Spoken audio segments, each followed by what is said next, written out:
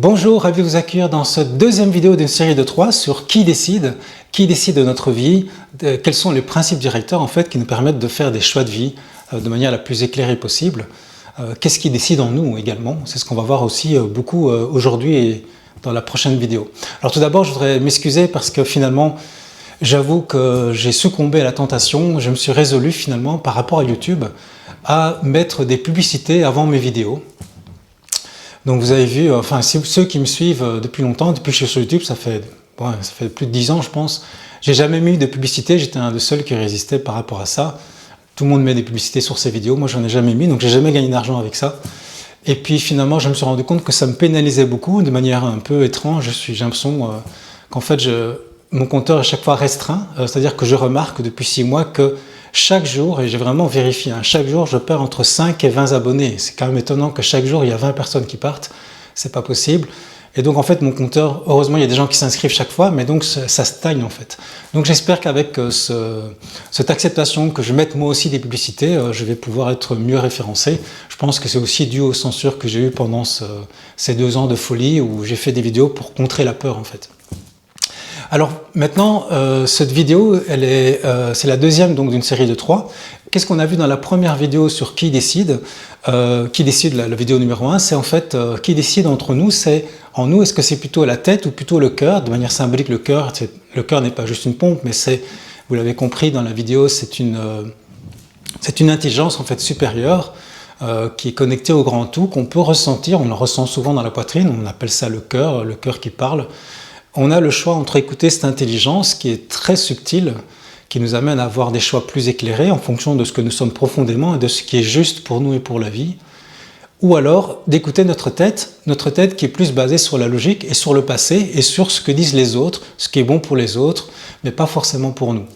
Alors le mental, il est très utile pour fonctionner dans le quotidien, pour prendre des décisions comme voilà, il faut prendre un avion, il faut calculer son horaire, des choses comme ça, mais quand on doit prendre des grandes décisions qui mettent notre vie, les choix de nos vies sont très lourds de conséquences, eh bien écouter son cœur peut s'avérer très intéressant, parce que l'on a vu, le mental il est essentiellement basé sur le passé, sur des connaissances du passé, donc il est limité en quelque sorte. Le cœur est beaucoup plus ouvert sur la réalité très subtile de ce que nous sommes et en lien avec le grand tout. Et donc on a vu que écouter la tête, c'est ce que tout le monde fait en général, on fait tous parce qu'on est pris par notre mental, on est un peu sous la dictature du mental en quelque sorte. Et écouter notre cœur demande beaucoup plus de subtilité, beaucoup plus de patience, surtout que le mental fait un tel brouhaha qu'on ne l'entend pas, le cœur, et en plus le mental va générer beaucoup d'émotions. Et donc ces émotions vont en quelque sorte cacher les mouvements subtils de notre cœur. On a vu que le cœur il s'exprime essentiellement par des mouvements d'ouverture par rapport à une décision qu'on a, ou un choix de vie, ou quelque chose un chemin qu'on va peut-être prendre. Il y a une ouverture vers ça, ou une fermeture. Mais il n'y a pas d'émotion, il n'y a pas l'émotion qui est plus une perception mentale d'un jugement et de ce qui n'est pas bien, de ce qui est bien. Ici, parfois sans logique, le cœur a ses raisons que la raison ignore, on dit, il y a une sensation d'ouverture ou de fermeture, ou rien du tout. Et donc ce signal est très intéressant à prendre en compte. Et le mental, évidemment, est très utile pour prendre des décisions dans la vie de tous les jours, mais c'est aussi important de pouvoir écouter quelque chose qui est plus subtil et qui est de l'ordre d'une intelligence supérieure. Et on a vu que ça demande une grande attention. On avait fait un exercice pour sentir notamment la pulsation dans le bout des doigts, qui est cette qualité d'attention minimum nécessaire pour ressentir ces élans du cœur. On va aller un peu plus loin aujourd'hui sur ce chemin parce qu'on va se rendre compte qu'en fait les élans du cœur peuvent être bloqués par des sortes de cuirasses qui nous empêchent de ressentir.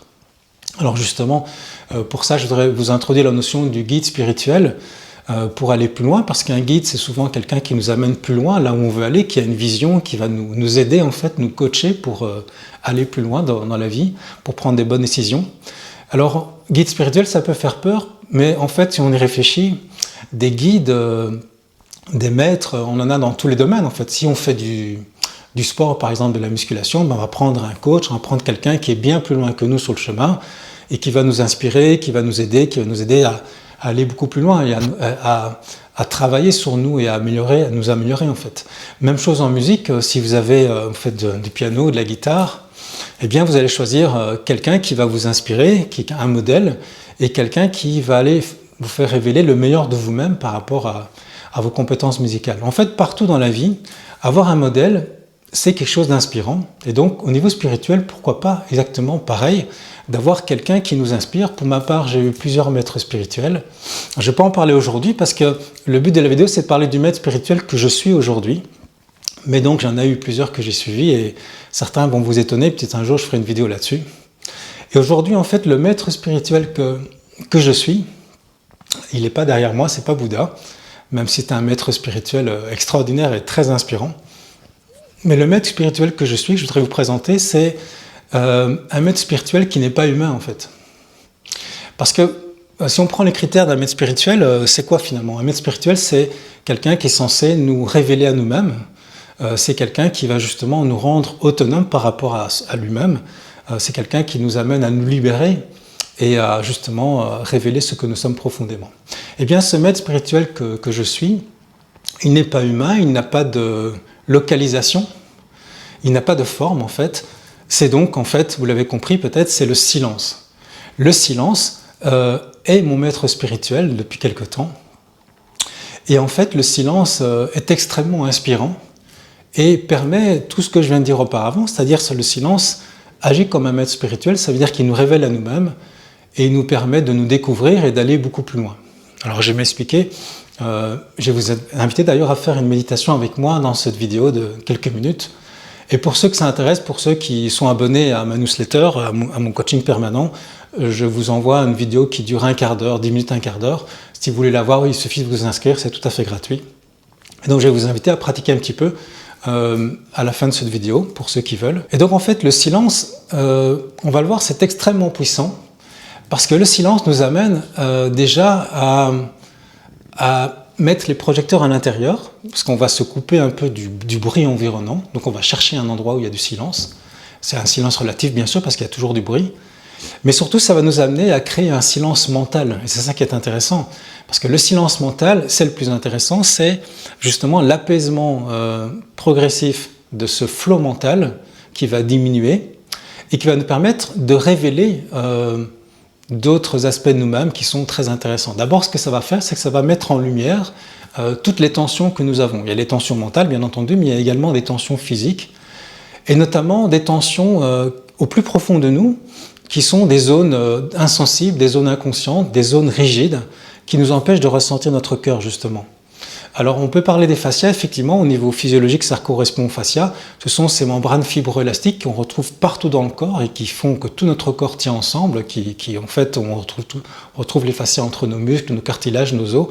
C'est ce qui crée vraiment l'ensemble de notre corps, une structure, et sans les fascias, on ne tiendrait pas, en fait.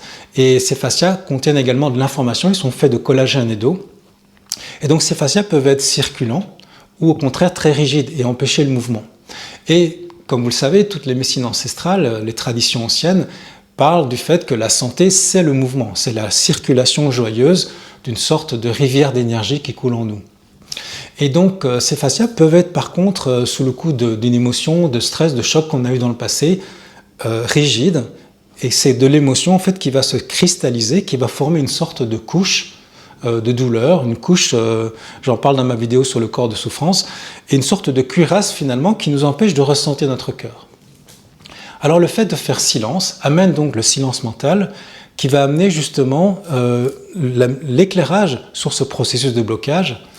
Et un peu comme le soleil qui est là et qui va patiemment chauffer, et s'il y a un glaçon c'est très rigide, hein, de l'eau qui est condensée, le soleil va faire fondre ce glaçon et l'eau va se remettre à circuler. C'est la même chose avec notre corps. Si on ressent ces blocages et qu'à un moment donné on continue à les observer, la lumière de notre conscience va finir par, si on l'autorise, si on a confiance dans le processus du silence, ça va, dans ce silence et cette confiance et cette douceur, on va le voir, ça va faire fondre ces couches en fait insensibles, inconscientes. Et cette cristallisation va pouvoir en fait en quelque sorte se dissoudre et l'énergie qui était bloquée va pouvoir nous revenir pour qu'on puisse retrouver notre unité et retrouver cette sensation naturelle de joie et de confiance qui est caractéristique à notre vraie nature. Donc je vais vous inviter à pratiquer ça maintenant pendant quelques minutes parce que c'est vraiment intéressant de pouvoir, dans ce monde où il y a tellement d'agitation et tellement de bruit, de trouver un espace, même s'il y a du bruit à l'extérieur à la limite, vous pouvez trouver un espace de silence intérieur, silence mental donc, qui nous amène à ressentir une forme d'apaisement déjà assez rapidement. Par l'entraînement, vous allez le ressentir de plus en plus si vous ne l'avez pas encore fait.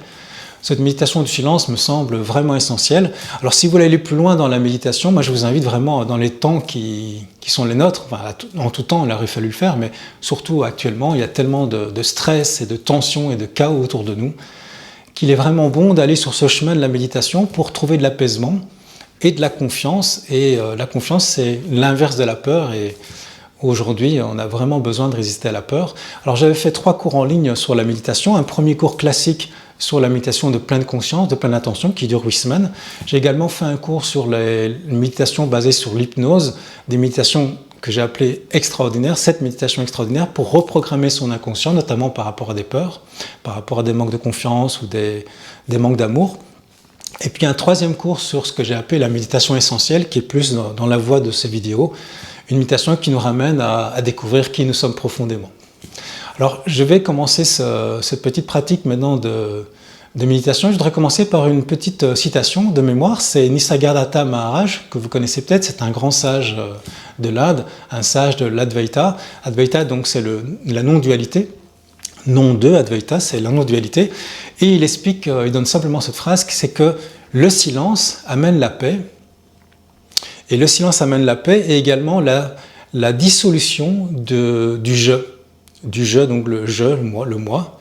Et donc il y a l'idée que l'intérieur et l'extérieur, donc il dit la dissolution, la peau du je se dissout et l'intérieur et l'extérieur ne font plus qu'un. Et donc cette idée en fait de voir qu'il n'y a plus de fragmentation, on va le voir, j'en parlerai beaucoup dans la 3e vidéo, et donc il y a apparition en fait, illumination, éclairage en fait de ce que nous sommes profondément qui n'est pas fragmenté. Il y a donc une sensation de paix qui arrive naturellement. Alors, je ferai une petite conclusion à la fin par rapport à ça. Je voudrais d'abord vous inviter à pratiquer. C'est très simple, on va le faire 5 minutes maintenant, puis si ça vous intéresse, il y a l'audio qui dure plus longtemps. Je mets tous les liens en dessous de la vidéo, dans la description de la vidéo. Alors, je vais vous inviter à, tout d'abord, pour cette méditation du silence, c'est fermer les yeux. Et en fermant les yeux, déjà, on met les projecteurs à l'intérieur, puis on se rend compte de toutes nos sensations. Parce qu'on va commencer à sentir le corps, et je vais vous inviter à adopter une posture immobile, car l'immobilité pour la méditation du silence est très importante, donc je vais vous inviter à ressentir l'immobilité de vos paupières fermées, et puis sentir également l'immobilité de votre posture, et vous rendre compte que même immobile, vous êtes en mouvement. Car le mouvement est permanent. Nous sommes déjà sur une planète qui tourne et qui tourne autour du Soleil, on tourne à des vitesses incroyables, donc on est immobile mais en mouvement en réalité, et à l'intérieur de nous également il y a du mouvement permanent. Notamment on peut se rendre compte que, écoutez, un premier mouvement automatique, un premier rythme biologique, c'est le mouvement simplement de la respiration dans la poitrine. Vous pouvez sentir la poitrine qui bouge, qui se gonfle et se dégonfle naturellement, le ventre aussi un petit peu. Et donc je vous invite à porter votre attention sur ce premier mouvement. Et on va le voir petit à petit que cette immobilité et cette méditation du silence va nous amener à un certain confort, une certaine forme de sécurité et de confiance, naturellement, par cette immobilité. Et on peut observer donc ce premier mouvement qui est celui de la respiration dans la poitrine. Et puis ensuite, alors ici je fais très court, mais on pourrait prendre beaucoup de temps par rapport à ça, 30, 40, 50 minutes, 1 heure, 2 heures, 3 heures. Ici, je vais vous inviter à continuer à pratiquer tout seul ensuite. Je vais vous inviter maintenant à ressentir un deuxième mouvement un peu plus subtil, c'est le mouvement de la respiration, mais au niveau des narines, et notamment au niveau des pourtours des narines. C'est Vipassana, la fameuse méditation que Bouddha a inventée, juste ici, là, derrière moi. Bouddha qui nous invite dans cette méditation, au tout début, dans les premiers jours, à mettre notre attention sur l'air qui rentre et l'air qui sort de nos narines. Au niveau du pourtour des narines, vous pouvez donc sentir un mouvement très subtil. Donc tout ça capte votre attention, amène en quelque sorte petit à petit un silence mental, ce qui va être l'ouverture vers un apaisement et la découverte de ce que nous sommes profondément, la libération aussi de tout ce qui nous empêche d'être nous-mêmes en fait. Donc une véritable libération de manière générale. Et pour ça, je vais vous inviter maintenant à écouter un troisième mouvement automatique qui est encore plus subtil, qui demande encore plus d'attention. Et c'est le mouvement du cœur, le mouvement du rythme cardiaque, la pulsation cardiaque. Vous pouvez la sentir dans le bout des doigts, comme dans la vidéo précédente, mais vous pouvez également la sentir peut-être simplement dans le cou, ou dans la tête, ou simplement évidemment dans la poitrine. Je vous invite à mettre toute votre attention et de sentir ce rythme naturel, ce rythme biologique du rythme cardiaque, la pulsation cardiaque, qui est toujours là. Et on peut déjà se rendre compte que finalement on ne contrôle pas grand-chose, c'est la vie qui se déploie naturellement en nous, on ne contrôle aucun de ces mouvements, tout ça est automatique. Donc le mental finalement, il ne peut pas tout contrôler. Il y a une force supérieure qui prend soin de nous. Et puis on va aller encore un peu plus loin maintenant pour terminer. Alors ici c'est très court bien sûr, hein. Dans la méditation qui dure un quart d'heure en audio, je prendrai plus de temps là-dessus pour développer. Je vais vous inviter maintenant à être attentif, si vous pouvez, du mieux que vous pouvez, à être attentif à des mouvements encore plus subtils que le rythme cardiaque. C'est le mouvement très lent de nos fascias. Il y a une sorte de mouvement très subtil dans le corps, un peu partout dans le corps, et on va le ressentir au début bien sûr beaucoup au niveau de la poitrine. Il y a des mouvements très très lents. Très très lent. Et cette lenteur est très douce, et cette lenteur est très sécurisante. Et ce mouvement lent est en nous, mais également nous dépasse notre corps. Et nous sommes dans ce mouvement très très lent, le mouvement de la vie. Je vais vous inviter à ressentir du mieux que vous pouvez, et si vous n'en arrivez pas, c'est pas grave, hein, c'est vraiment un entraînement. Méditation, ça vient du latin meditare, qui veut dire s'entraîner. C'est un entraînement à ressentir le mouvement subtil de la vie, qui est toujours là, qui prend soin de nous. Et donc ce glaçon dont je parlais tout à l'heure dans la métaphore va commencer à fondre, si vous l'autorisez.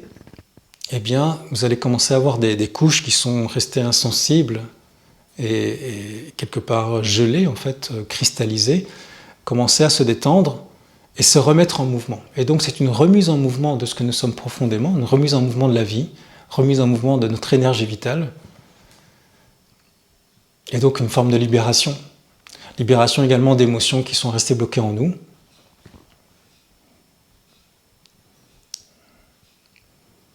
Et puis également libération de ce moi qui veut tout contrôler, de cet ego qui veut tout contrôler, parce que là on se rend compte qu'on ne contrôle rien, mais que tout va bien, que la vie prend soin de nous. Je vous invite à continuer cette pratique, même si quand la vidéo va s'arrêter. Et en conclusion, et pour préparer la troisième vidéo où on va aller plus loin par rapport à ça, se rendre compte qu'en fait, dans cette pratique du silence, qui est notre plus grand maître spirituel, je vous invite pendant une semaine à tester ce maître spirituel, se rendre compte qu'en fait, le moi, celui qu'on croit qui décide en nous, l'auteur de nos pensées, de nos actions, en fait est une illusion.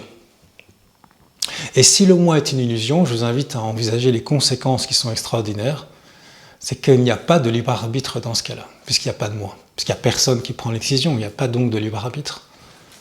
Et dans ce cas-là, ça change beaucoup de choses quant au principe directeur de notre vie.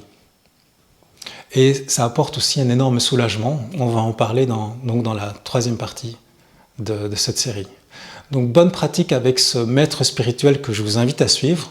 Faites-le pendant une semaine et puis jusqu'à la prochaine vidéo. Faites confiance au silence. Voilà, au plaisir de vous retrouver dans la prochaine vidéo. Être un rebelle sans se mettre à genoux, comme une étincelle dans ce monde de fous. Être un rebelle sans se mettre à genoux, comme une étincelle dans ce monde de fous.